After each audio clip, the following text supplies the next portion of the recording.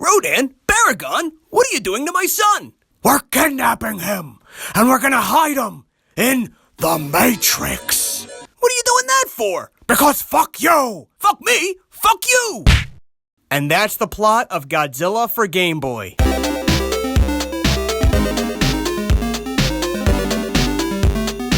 Simply titled Godzilla, this little puzzle game came to the US in 1990.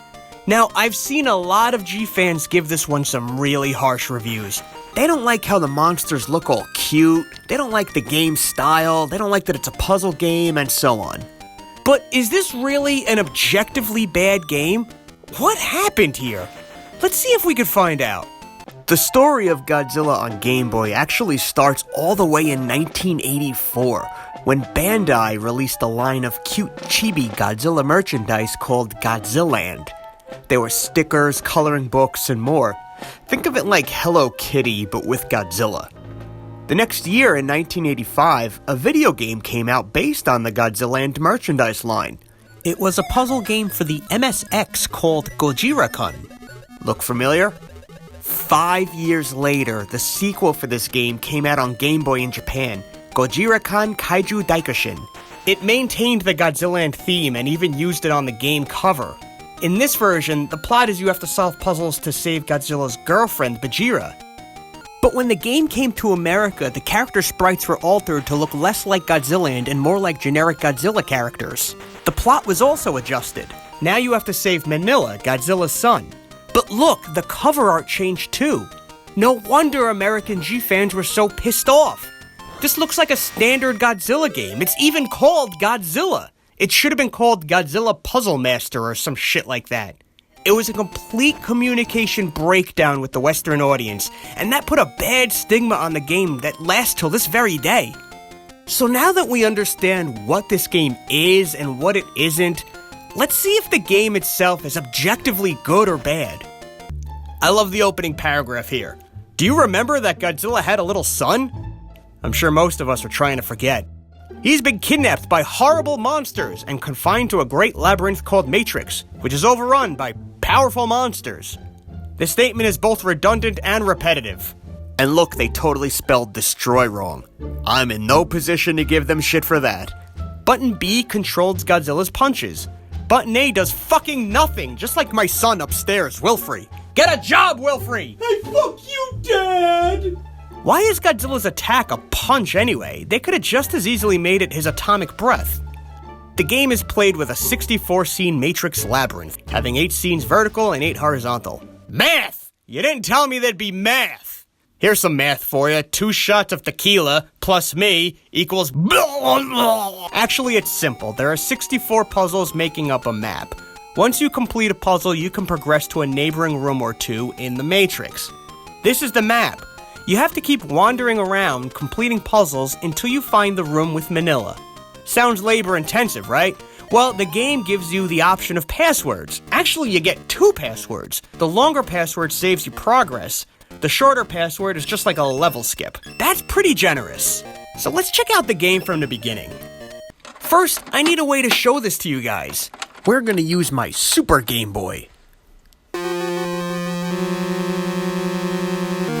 What's up with Godzilla's neck here?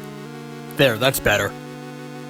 The images of the monsters here look pretty good for Game Boy. Here you can see the whole cast and how they look in their chibi form. You got Baragon, Mechagodzilla, Anguirus, Rodan, Hedorah. Hedorah looks like Gossamer from Looney Tunes. Now, I know I'm not the first Godzilla YouTuber to make that joke or some of these other jokes, but I am the first to make this joke. A woman goes for a job interview. It's going well. Then the interviewer says, "One last question. What would you say is your greatest weakness?" The woman says, "Well, I'm very honest." The interviewer says, "You know, I don't think honesty is a weakness." And then the woman says, "I don't give a fuck what you think." Back to the game. In each puzzle room, the monsters want to get you and deplete your life bar. A lot of the hits are just unavoidable no matter what. Especially with Rodan. He can come from above or below you, and there's just nothing you could do. It is really annoying. You also can't jump, and it feels like you should really be able to jump. And you have a useless button that does nothing. Why can't that be a jump button? And when's Wilfrey gonna move out? Turn down that rock and roll music, Wilfrey! Fuck you, Dad! You're not my real father! Other than that, the gameplay and controls are mostly fair. The only other thing is that when you drop straight down. It keeps tricking me into feeling like I can kind of control my drops, but not the case. To clear a puzzle room, you have to destroy all the boulders. At least it's not space crystals. Or generators. Here's where the puzzle comes in. In most rooms, you have to destroy the boulders in a specific order. If you don't, you can get yourself stuck and you have to try it again. There's also a time limit. If you wait too long, King Ghidorah swoops in and he's invincible. He'll kill you dead. With the Super Game Boy, I can customize the game's colors. Let's see if we can make Godzilla green like he is in the original MSX version. Let's try that. Yeah, that's not doing it. Yeah, it's a little lighter there. Alright, that works. There's a lot of trial and error. You can punch the other monsters off the map, but they just return right away. Except Hedorah. Get the fuck away from me, you smug bitch! Ah, fuck! The puzzles jump in difficulty really fast. In fact, I was honestly enjoying this game up until the point where I got to the puzzles that got really frustrating. I've seen walkthrough videos on YouTube of very smart people beating this game. I could have had 1,000,000 tries over 1,000,000 years and never figured out some of these rooms like they did. Which brings us back to the original topic. If this was based on the Godzilla and merchandise line for kids, then why is this game so hard?